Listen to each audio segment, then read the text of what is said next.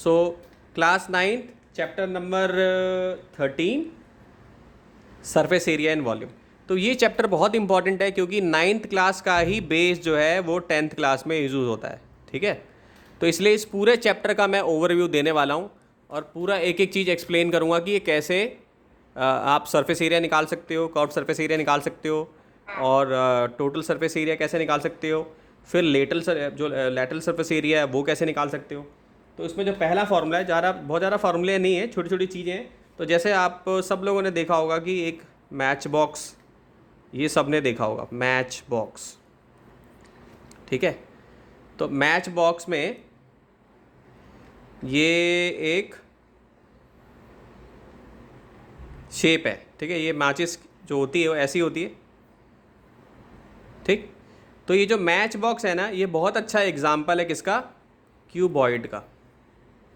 ठीक, तो अगर आप लोग एनसीईआरटी का फिगर,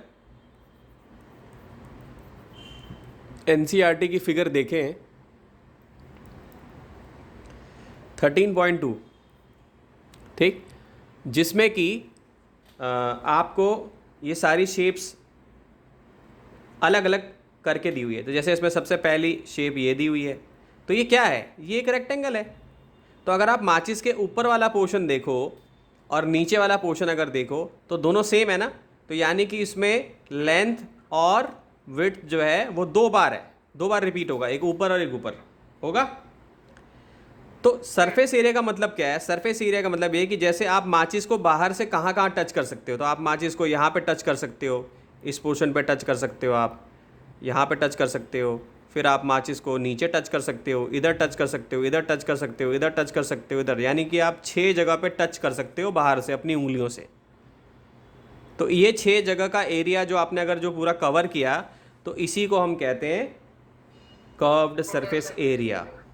ठीक है बच्चे, ठीक। तो अब देखो एनसीईआरटी में, हाँ, क्यूबॉइड का टोटल सरफेस एरिया हो गया ये पूरा। तो सरफेस एरिया भी बोलते हैं, कोई इसको टोटल सरफेस एरिया बोले, यानी टोटल कवर कर लिया हमने इसमें। तो अगर आप इसका अगर मैं इसको अगर ब्रेक कर दूं, यानी इसको ओपन कर दूं, मैं पूरा इसको ओपन कर दूं, तो ओपन करने पे क्या होगा, ये कुछ इस टाइप की शेप बनेगी।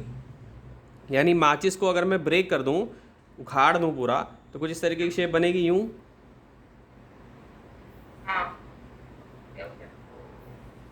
यूं, यूं। थोड़ा यहाँ पे डायग्राम ठीक बना लेता हूँ।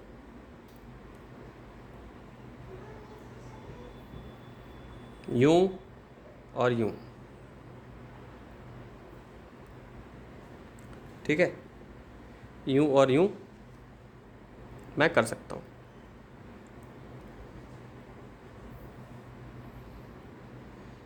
ठीक है, तो ये जो चीज़ है ये हाइट है, यहाँ पे लिख लिया मैंने, यहाँ से यहाँ तक क्या था, हाइट ही था ना। ये भी क्या था, हाइट था। ठीक, ये भी क्या था, हाइट था। यहाँ पे भी हाइट था। ठीक, और ये टॉप सरफेस आ गया, यानी ये मेरा पहला सरफेस, ये मेरा दूसरा सरफेस, ये मेरा तीसरा सरफेस, ये मेरा चौथा सरफेस, ये मेरा पांचवा सरफेस और ये मेरा छठा सरफेस, 6 सरफेस जो है। ठीक है, तो इसको रोमन नंबर्स में लिख लेता हूँ, ये VII हो जाएगा। अंडरस्टूड और नॉट, ये पांचवा सरफेस और ये छठा सरफेस। ठीक, सो इसका जो एरिया होता है L/B, यानी दो बार मैंने क्या कर दिया, L/B कर दिया। ठीक है, अब ये जो चीज़ है, ये तो B है ना, यहाँ से यहाँ तक ये B है, तो ये भी दो बार होगा, B/H, यहाँ पे भी क्या हो जाएगा, B/H। ठीक है, तो ये क्या हो जाएगा, 2B/H हो जाएगा। ठीक है, लिख लिया। अब ये हाइट हो गई, ये तुम्हारी लेंथ हो गई, ये लेंथ है ना यहाँ से यहाँ तक, ये लेंथ है, तो ये हाइट हो गई, ये लेंथ हो गई, यानी हाइट इंटू लेंथ हो गया।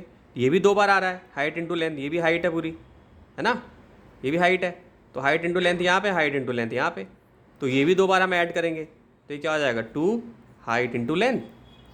ठीक, तो इस तरीके से ये हमने इसका पूरा सरफेस एरिया निकाल लिया। ठीक है, तो इसको हम कह सकते हैं सरफेस एरिया ऑफ क्यूबॉइड। ठीक है, surface area of cuboid, okay,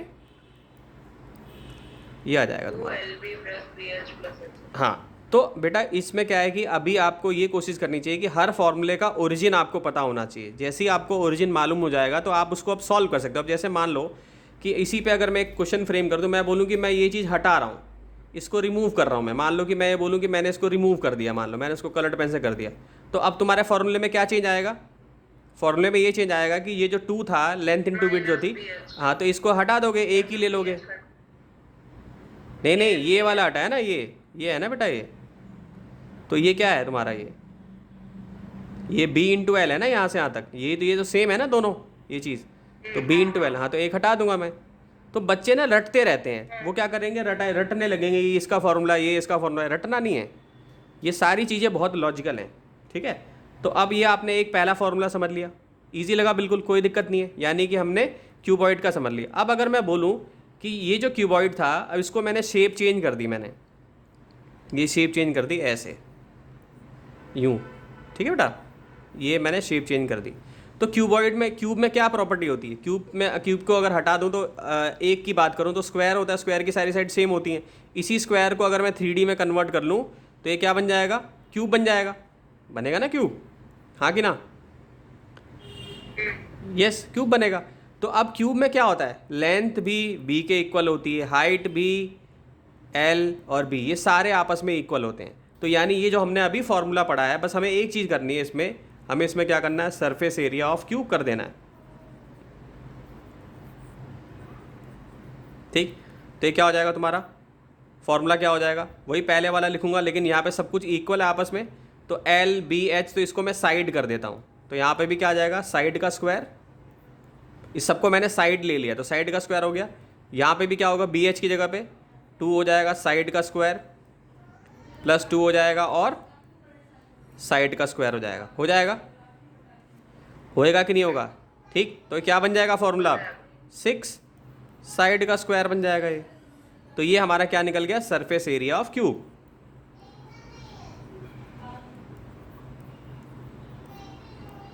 understood? तो क्या हो जाएगा, 6 इंटू साइड का ये स्क्वायर हो जाएगा फॉर्मूला, ये सरफेस एरिया निकाल लिया। अब अगर इसी में अगर मैं बोलूं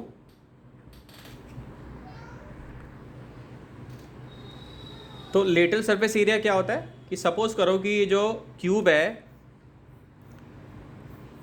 इसमें से मैंने ये ऊपर वाला और नीचे वाला रिमूव कर दिया, तो पहले 6 थे ना, 6 इंटू साइड का स्क्वायर था ना, तो अब क्या हो जाएगा, ये 4 साइड का स्क्वायर हो जाएगा, ठीक है, जो 6 इंटू साइड का स्क्वायर था।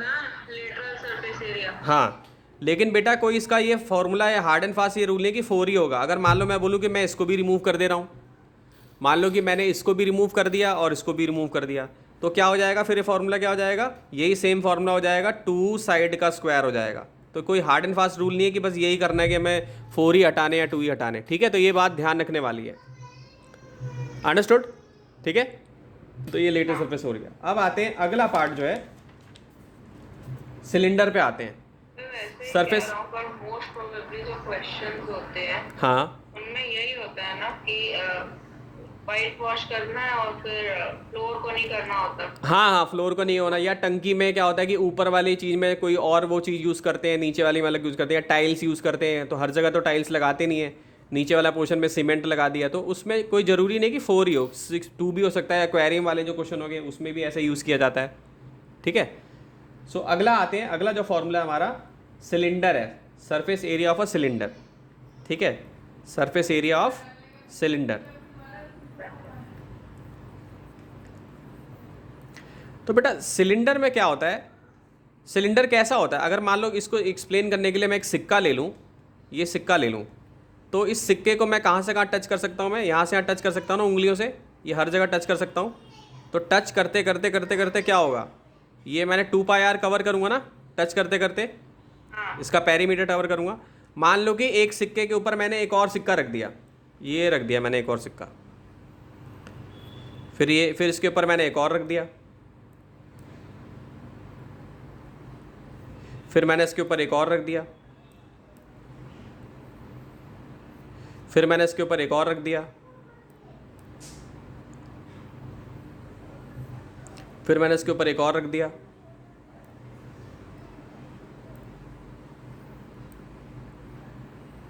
ठीक।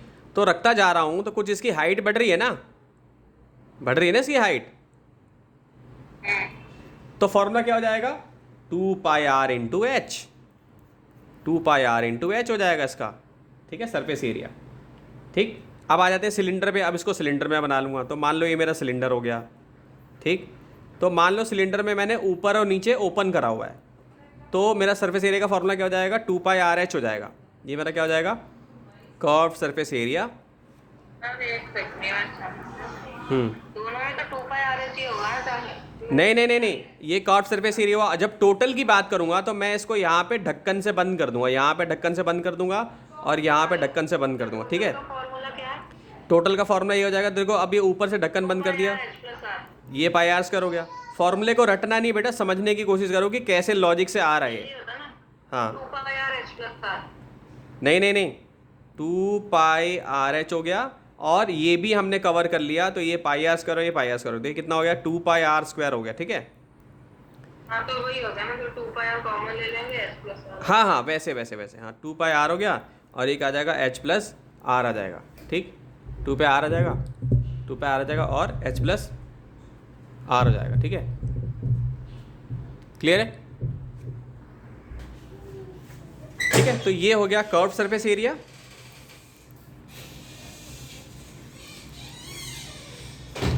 सिलेंडर का।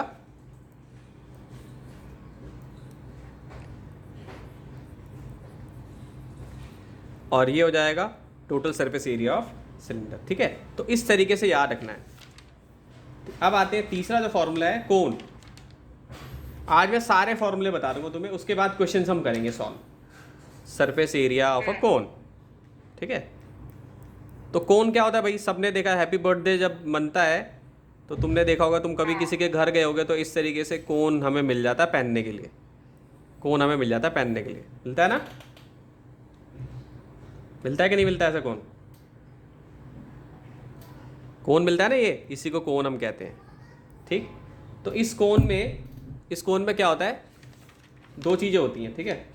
एक होता है इसमें total surface area of a cone. देखो कोन को भी हम कैसे कर सकते हैं, या तो हम इसको कर्व सरफेस एरिया होता है, एक तो कोन को देखो ऐसे बंद भी कर सकते हैं हम नीचे से, ठीक है। अब अगर इसमें मैं ऐसे एक लाइन खींच दूं तो देखो यहाँ पे 90 का एंगल बन जाएगा, यहाँ पे 90 का एंगल बनेगा ना बच्चे, ये तुम्हारा हाइपोटेन्यूज हो जाएगा। तो देखो पाइथागोरस थ्योरम भी इसमें भी अप्लाई होती है, ये हाइपोटेन्यूज हो जाएगा, ठीक है। तो अगर इसका ढक्कन मैंने यहाँ से क्लोज कर दिया, इसको बंद कर दिया, तो ये टोटल सरफेस एरिया हो जाएगा, ठीक। तो सरफेस एरिया ऑफ कोन, अगर हम कर्व सरफेस एरिया कोन निकालते हैं तो क्या हो जाता है, πrl। क्या होता है, πrl, जिसमें l क्या होती है, स्लैंट हाइट होती है। यानी ये जो हाइपोटेन्यूज है एक्चुअली में ये क्या बन जाता है, स्लैंट हाइट। क्या बन जाता है,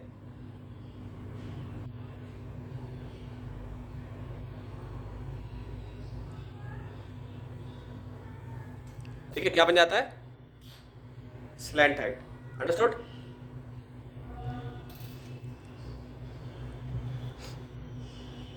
क्लियर है कि नहीं है, ये स्लैंट हाइट हो जाएगा। तो कोन का जो सरफेस एरिया होता है, कर्व सरफेस एरिया जो कोन का होता है वो होता है half into length into 2πr, ठीक। और ये क्या बन जाता है, ये बन जाएगा πrl, ये बन जाएगा तुम्हारा इसका curve surface area, curve surface area of, TSA नहीं है, ये टोटल सरफेस नहीं है, CSA, हाँ, कर्व सरफेस एरिया ऑफ ये कोन, ये हमारा πrl हो जाएगा। अब ये आया कैसे, तो आया ऐसे ही कि अगर आप इस कोन को ओपन कर दो, ये कोन को अगर फाड़ दो यहाँ से, नहीं बेटा समझो, अभी सुनो पहले ध्यान से मैं क्या बता रहा हूँ। जो से ओपन करें, देखो ऐसा कटने पे ऐसा होगा ना ये, तो इसका ना ये जब ये कट करेंगे तो कट करने के बाद ये ऐसा बन जाएगा, ये यूं ऐसा बनेगा,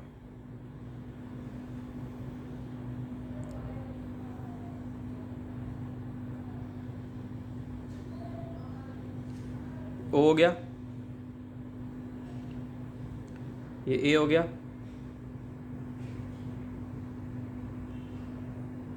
ये बी हो गया, ठीक है, यहाँ से खींच लिया।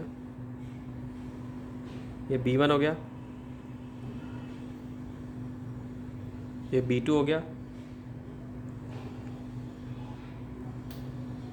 ये B3 हो गया, ठीक है।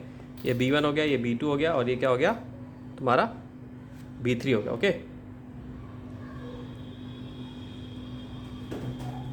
अंडरस्टूड। B1 हो गया, B2 हो गया, और ये B3 हो गया। तो देखो अब अगर मैं इसको ऐसे टच करता हूँ तो ये स्लैंट हाइट ही तो है मेरा, ये क्या है, ये पोर्शन क्या है मेरा, L ही तो है, तो यानी हर पॉइंट पे L है।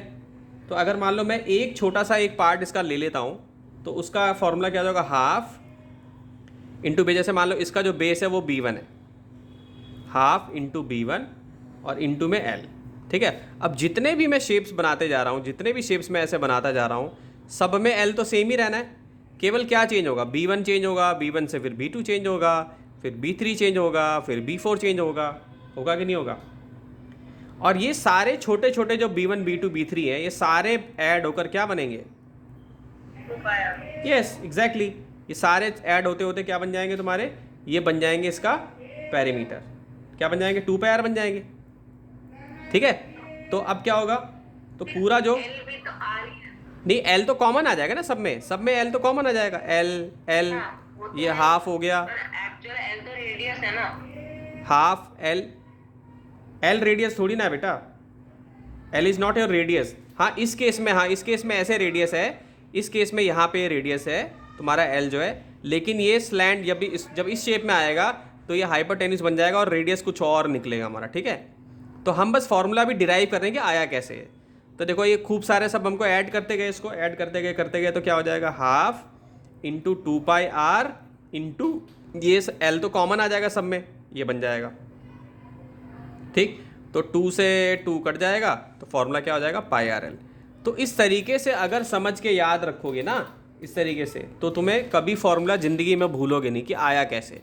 अगर तुमने ऐसे ही मेमोराइजेशन कर लिया पाई आर एल पाई आर एल पाई आर एल, भाई curve surface area of cone pi r L, तो वो भूल जाओगे। लेकिन ये लॉजिक जो है, ये है असली मैथ्स को समझना कि आया कैसे, इसमें मज़ा आता है। अब बच्चे क्या करते हैं, खाली फॉर्मूले और आंसर सॉल्व करने में रह जाते हैं, इसलिए कभी मैथ से उनको भी इंटरेस्ट नहीं बनता कि आया कैसे, ना वो मैथ के फॉर्मूले का ओरिजिन जानते हैं। इंटीग्रेशन करते रहते हैं, इंटीग्रेशन का मतलब उनको पता नहीं डीपली कि होता क्या, इंटीग्रेशन कैसे बना जो है। तो मैथ्स में रीजनिंग माइंड बनना बहुत ज़रूरी है, यानी रीजनिंग आपकी डेवलप होनी चाहिए कि आया तो ये कैसे आया, तभी आप कुछ नया भी डिस्कवर कर सकते हो और अच्छे से चीज़ों को समझ सकते हो, ठीक है। तो ये पाई आर एल हो गया, ठीक। अब अगर इसमें मैं एक चीज़ और ऐड कर दूँ कि ये कोन जो था मेरा, इस कोन को मैंने ऊपर से ढक दिया, तो यहाँ तक का तो हमने सारा निकाल लिया है पाई आर एल जो है। इसमें एक चीज़ और ऐड कर दूंगा मैं, ये क्या हो जाएगा, पाई आर स्क्वायर हो जाएगा। तो क्या बन जाएगा फॉर्मूला,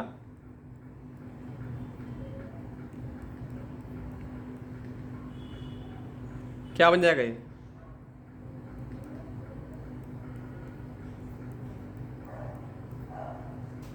ठीक। तो ये बन जाएगा टोटल, यानी कि अब मैंने यहाँ से भी इसको ढक दिया, तो ढक देने के बाद क्या होगा, ये ऐसा बनेगा, यूँ बन जाएगा ऐसे शेप में, ये ऐसे शेप में आ जाएगा, ये पूरा कवर हो जाएगा। तो यानी हमने यहाँ से भी टच कर लिया और यहाँ भी कर दिया हमने टच। तो इसका तो कर्व सरफेस एरिया कितना था, पाई आर एल था, और ये कितना हो गया, पाई आर स्क्वायर हो गया। तो pi r l plus pi are square ये पूरा हो जाएगा, ठीक है। Pi r l plus pi are square हो जाएगा, क्या हो जाएगा, ये total surface area of a cone. Understood.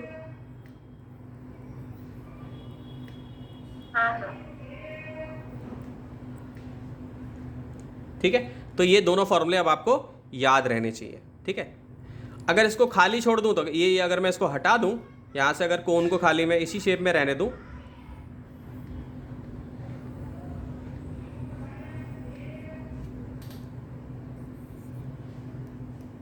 ये इसी शेप में रहने दूं, तो केवल मैं पाई आर एल यूज़ करूँगा क्योंकि ये मेरा ओपन है, ये मेरा ओपन है, ठीक है।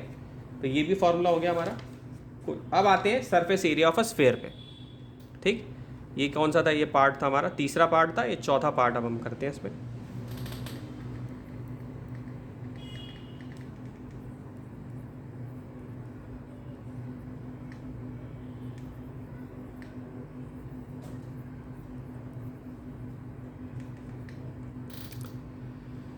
ठीक है, surface area of a sphere. तो इसका थोड़ा ट्रिकी टाइप का है, मतलब कि इसको अगर आपको फॉर्मूले को निकालना है तो आपको एक एक्टिविटी करनी पड़ेगी। मान लो मेरे पास एक बॉल है, ठीक, तो पूरी बॉल को मैं टच करूँगा तो वही सरफेस एरिया होगा ना। तो मैं यहाँ पे एक पिन डाल दूंगा, यहाँ पे पिन, और रस्सी से इसको लपेट दूंगा। मैं इस पर रस्सी से कवरिंग कर दूंगा यूँ, जैसे लट्टू चलाते हैं ना लोग, लट्टू होता है ना, लट्टू में ऐसे धागा लगाते हैं, तुमने देखा नहीं होगा वैसे, ये लट्टू टाइप का, जैसे रस्सी से हमने इसको पूरा कवर कर लिया। तो अब इस रस्सी को मैं ओपन करूँगा तो कुछ लेंथ बनेगी ना इसकी, कुछ लेंथ बनेगी ना, इस रस्सी को निकालूंगा मैं, कुछ लेंथ बनेगी, बनेगी कि नहीं बनेगी बताओ।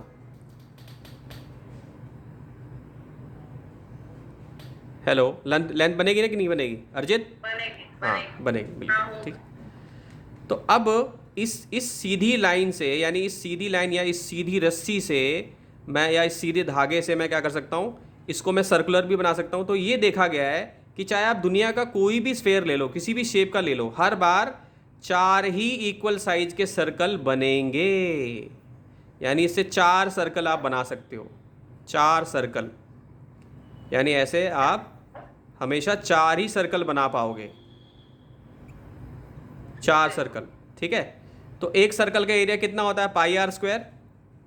तो 4 सर्कल का कितना हो जाएगा, कौन से 4 सर्कल? ये जो बनाया मैंने, सर्कल कैसे बनेंगे? यही बनेंगे 4 सर्कल, हमेशा 4 सर्कल ही बनेंगे।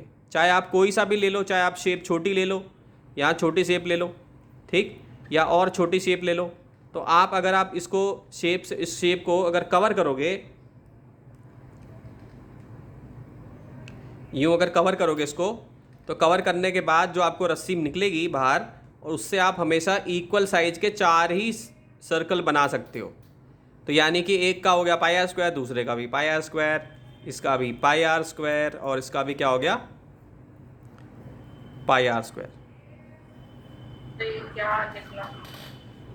सरफेस एरिया, ये निकला इसका सरफेस एरिया स्फेयर का। तो ये क्या हो गया, 4 पाई आर स्क्वायर इसका curved surface area of a sphere निकल गया। यानी स्फेयर को हमने इससे कवर किया था, तो इससे 4 ही सर्कल बने। Total surface area? Total surface area है बेटा, ये टोटल सरफेस एरिया इसका, या सी एस ए बोल सकते हो। यहाँ पे वैसे टोटल ही होगा, सी एस ए भी होगा जो टोटल ही होगा इसमें, यानी पूरा कवर हो जा रहा है। हाँ, तो ये सरफेस एरिया ज़्यादा अच्छा है, क्योंकि एनसीईआरटी में भी ऐसे ही दिया है, ये हो जाएगा सरफेस एरिया ऑफ स्फेयर, ठीक है। तो ये क्या हो जाएगा, 4 पाई आर स्क्वायर, समझे कि नहीं। सरफेस एरिया कितना हो जाएगा, 4 पाई आर स्क्वायर, ठीक। अब अगर इसको मैं कट कर दूं, मान लो आधे पे कट कर दूं, यहां से अगर कट कर दूं तो कैसा हो जाएगा, यूं खुल जाएगा इसका मुंह ऐसे। तो यानी कि 2 सर्कल मुझे हटाने पड़ेंगे, फिर ये 2 हटाने पड़ेंगे, क्योंकि भाई आधे का तो आधे ही बनेंगे ना, यानी 2 ही सर्कल बनेंगे। तो इसका जो होगा फॉर्मूला, इसको बोलते हैं हेमीस्फेयर। इस शेप को हम क्या बोलते हैं, हेमीस्फेयर, ठीक है। तो क्या हो जाएगा,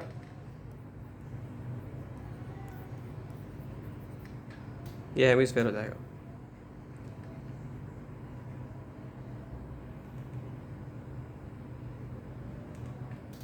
ठीक।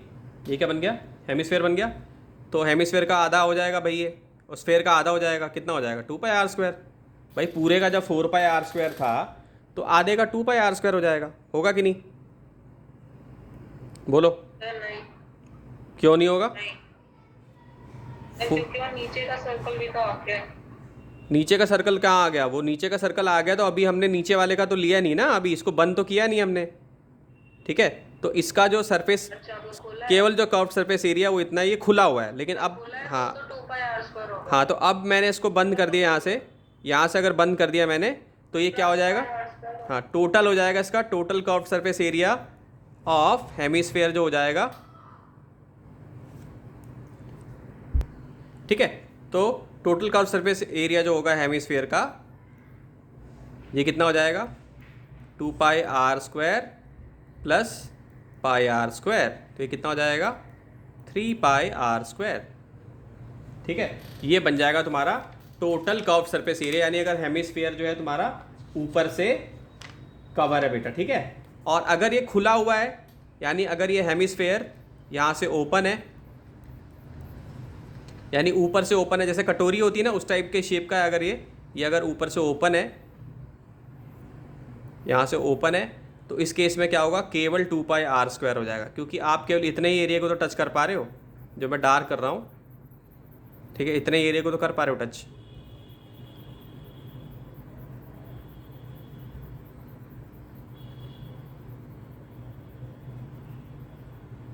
है कि नहीं?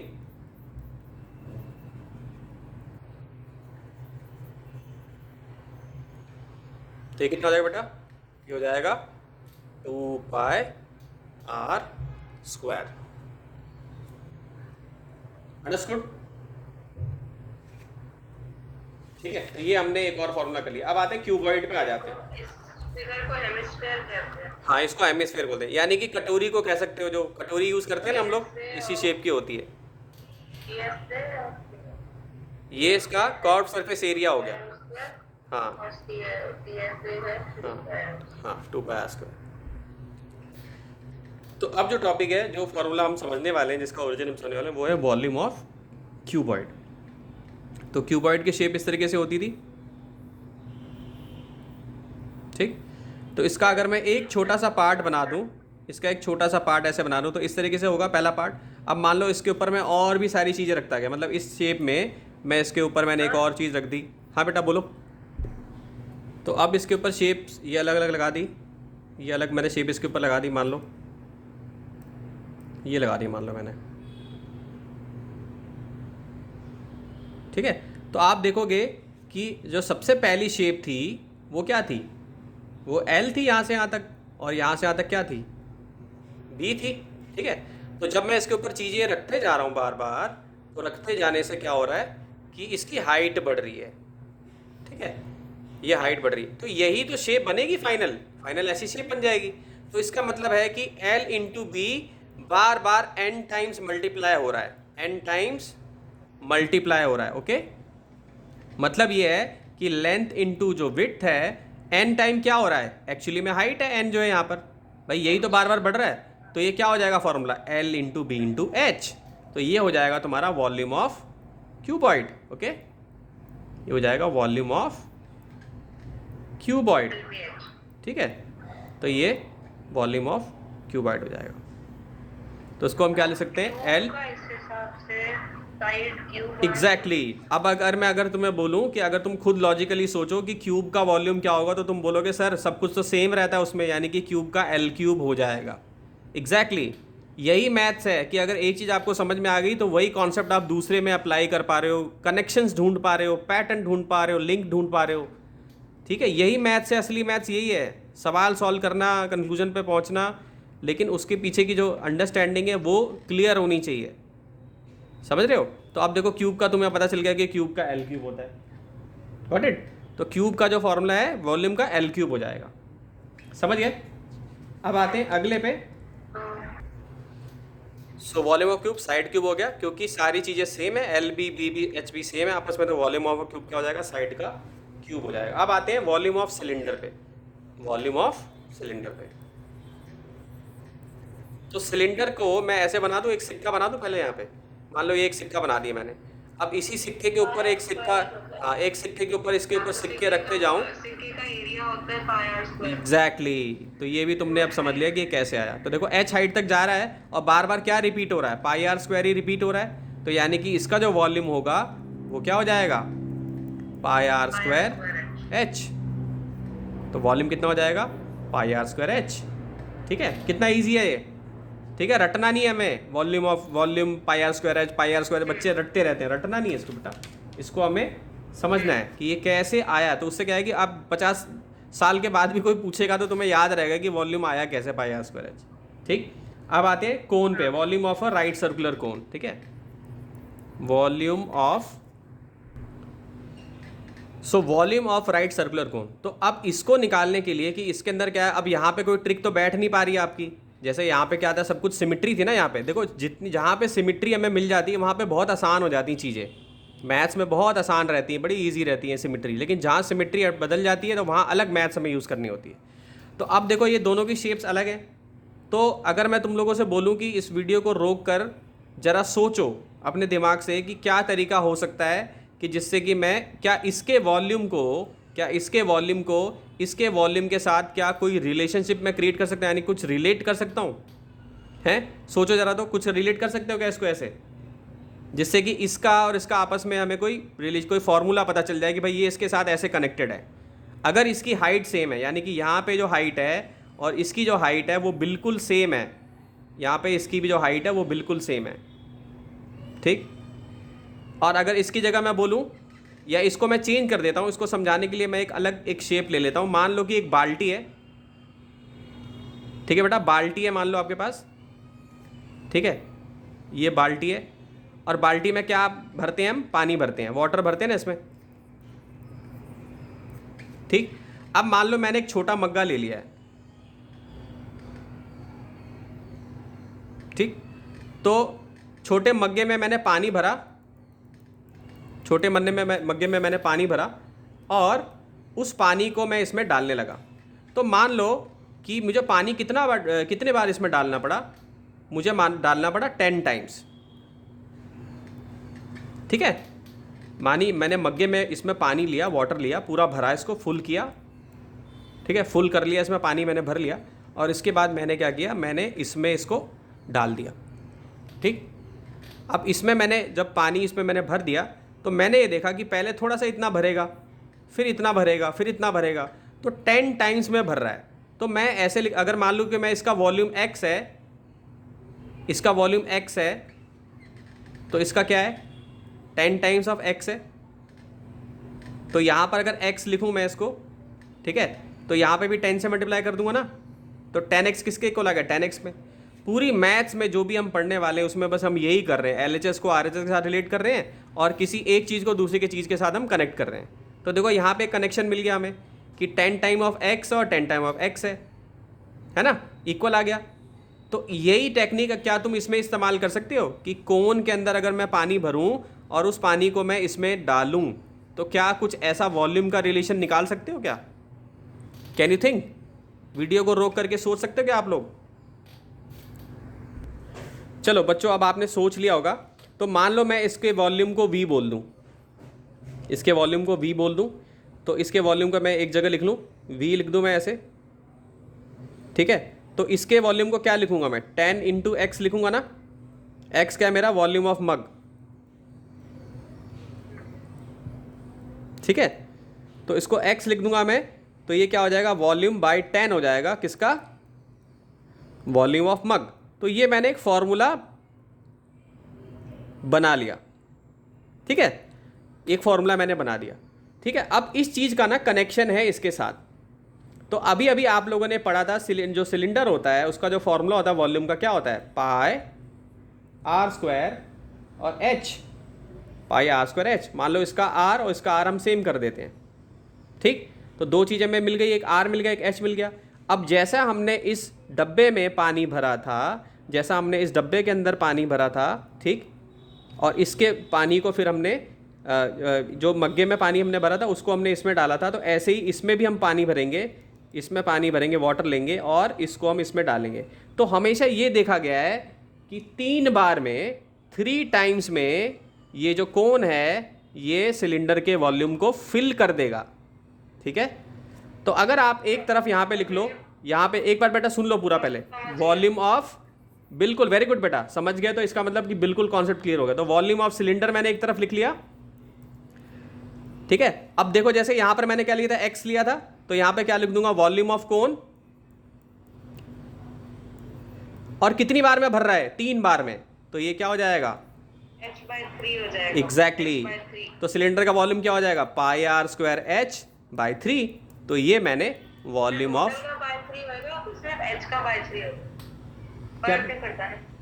क्या कह रहे हो, टोटल का बेटा, पाई आर स्क्वायर एच, सिलेंडर का क्या होता है, पाई आर स्क्वायर h/3 पूरा होगा ना बेटा। सिलेंडर का वॉल्यूम क्या है, पाई आर स्क्वायर h है, तो पाई आर स्क्वायर h/3 हो जाएगा ये वॉल्यूम ऑफ कोन, ठीक है, पूरा ही होगा। ये जो छोटी सी चीज़ हमने करी है ना, चाहे तुम छोटी सी मैथ्स पढ़ो, बहुत बड़े लेवल की मैथ्स पढ़ो, बहुत बड़े मैथमेटिशियन बन जाओ, यही काम करना है तुम्हें, यही काम करते हैं मैथमेटिशियन भी जो है। और यही अप्रोच होनी चाहिए पढ़ाई मैथ्स करने की, जिसमें कि हम छोटी छोटी चीज़ों को कैसे करें। जैसे कि देखो ये चीज़, ये जो चीज़ है ये पूरी की पूरी इसके साथ कनेक्टेड है कि नहीं?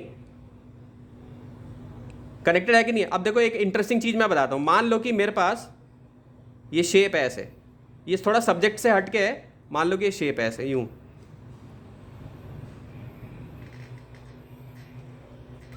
ठीक है, और एक तुम्हारे पास सिमेट्रिक चीज है, ये सिमेट्री है इसमें, इसमें अनसिमेट्री है, ठीक। तो इसका वॉल्यूम अगर मुझे पता करना है, ठीक है, इसका वॉल्यूम मेरे पास नोन है, तो क्या तुम कोई ऐसा फॉर्मूला खुद से डिस्कवर कर सकते हो कि जिसमें कि तुम इस चीज को इसके साथ रिलेट कर सकते हो? बताओ, क्या कर सकते हो ऐसा कोई फॉर्मूला? क्या ये टेक्निक यूज कर सकते हैं हम ऐसे कि नहीं कर सकते? इसमें नहीं कर सकते हम। ये अनसिमेट्री है बेटा, अनसिमेट्रिक है ये सिमेट्री है, अनसिमेट्रिक है। क्या कर सकते हैं क्या? नहीं सर। नहीं कर सकते बेटा। क्यों नहीं कर सकते? क्योंकि यहाँ पे सिमेट्री नहीं है।